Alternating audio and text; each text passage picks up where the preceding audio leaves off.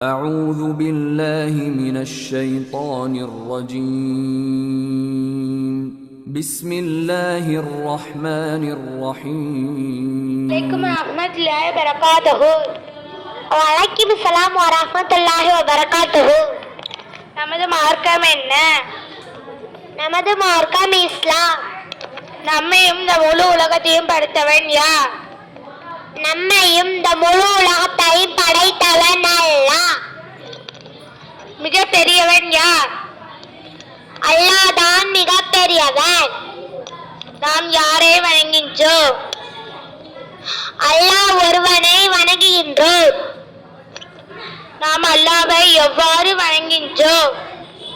தொழுகை மூலம், நோன்பு வைப்பதன் மூலம், நற்செய்கை செய்வதன் மூலம் வணங்குகின்றோம்.